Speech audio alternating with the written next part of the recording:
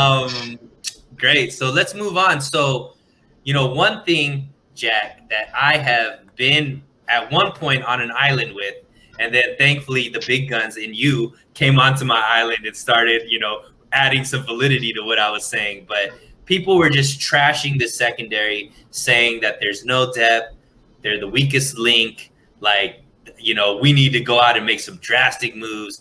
Xavier Moore, go out and get Steph Gilmore, which I brought up as well. But that was the trade for Jimmy Garoppolo.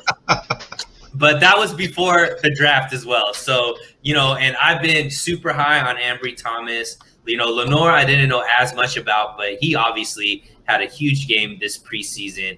But the safeties, Hufanga, all these guys, the secondary came out and they played extremely well, especially against such a high-powered offense in the Kansas City Chiefs. Obviously, it wasn't their original offense because it was backups and whatnot. But can you break down the play of the secondary and what you saw out of these backups?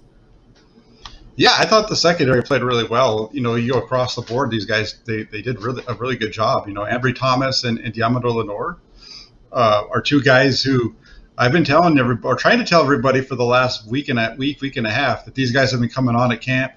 And part of, I think, why they looked so good on Saturday night was they were playing to their strengths. They were in man coverage quite a bit, and these guys are really good man corners. And they gave up some completions, but they didn't give up anything down the field. Everything that they gave up was short. If the ball was got, on the throws that were down the field, they were running stride for stride with their guys.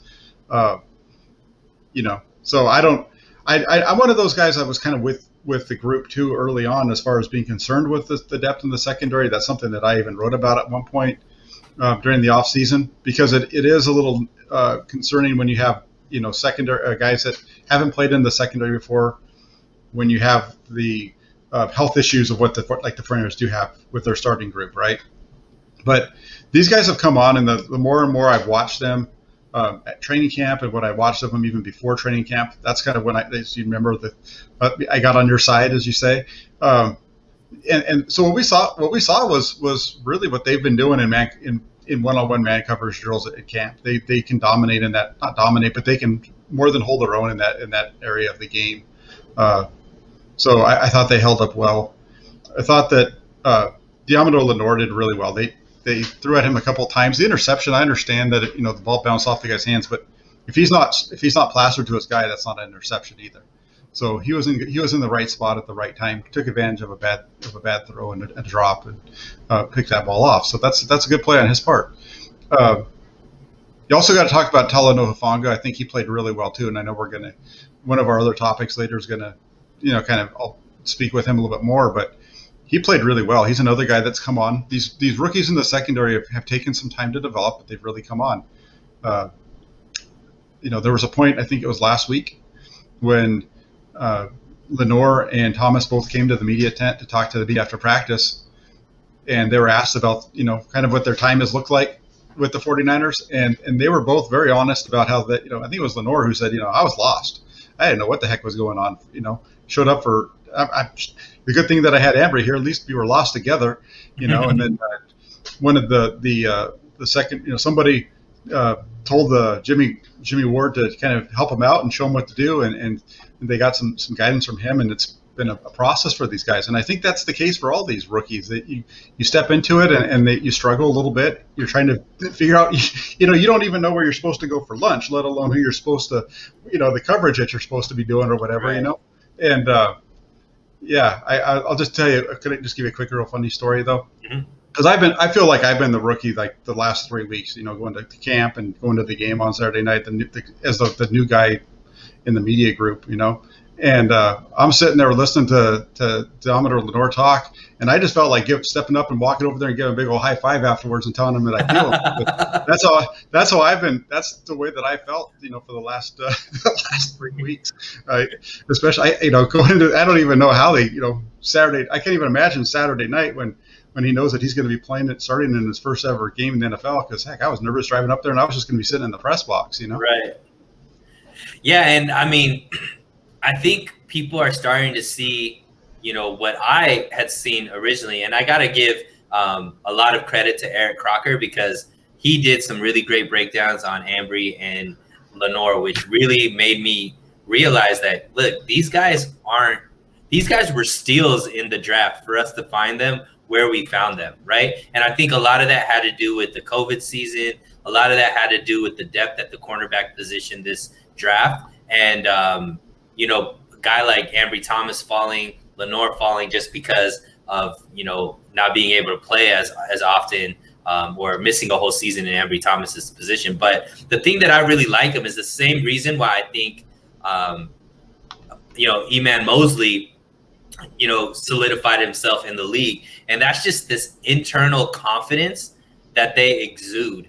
And they just believe that there's nobody on the field that's better than them. And they're not afraid to challenge anybody that's in front of them. And I think especially with cornerback, where every single play, like if you make one mistake, it's magnified, as a corner, and you have to that mentality has to just forget about it and go to the next play, because we've seen, a cornerback be rattled on the 49ers and see what happens when it's just play after play after play after play. But these guys seem to have a mental toughness that I saw. And then obviously the physical ability, matched with that.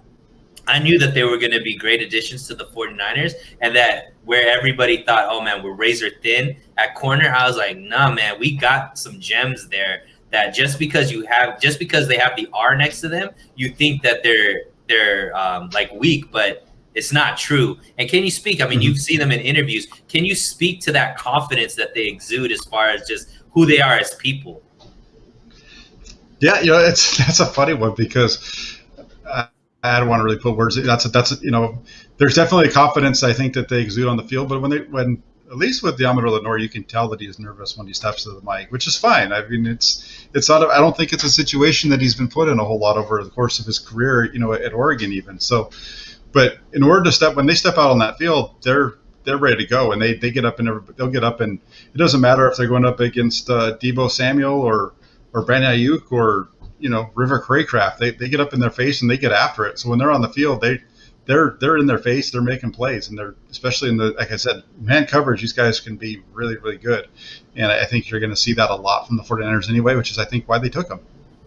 And obviously preseason first game, I love putting you in these positions where it's you're way too early predictions, but seeing this secondary as maybe not all of most of these guys are going to be backups, right? Especially the corners, safety, obviously we're going to talk a little bit about that, but knowing what you saw out of these guys going up against a team in the quality of Andy Reid and the Kansas City Chiefs, what's your overall kind of belief of what this secondary can do this year? I think the secondary, the starting secondary is going to be really good. If they're all healthy, I think that Verrett's going to be dominant. I think Emmanuel Mosley looks bigger and stronger than he did last year. And Jimmy Ward's confident as heck, as you heard in the interview that he did, about a month ago with Grant, and he's backed that up a couple of times now. I know he did an interview with one of the local sports radio stations out here at KMBR. It was last week, and he reiterated he didn't back down from any of that stuff that he said in that original interview. He was asked about it, and he's like, no, he feels he's extremely confident that he can shut anybody down. So I think they're in a good spot. That's great. And I mean, if the secondary, because I know one of the biggest points of contention for the secondary is they want to get more turnovers. So to see the secondary actually turn the ball over and get an interception with Lenore, I think is a good sign. And I think we're going to see a lot more of that, moving forward, as far as this being a secondary that's actually filled with ball hawks that are actually looking to intercept the ball versus just bat it down, which is something we haven't had, in quite some time, is an actual secondary that turns the ball over. Yeah, and that's going to come when the pass rush comes too, because once they get their starters in there, you're going to see some great pass rush, which I think is going to in turn give these guys chances to make plays on the ball, because the ball having to come out sooner than quarterbacks want to. I love it.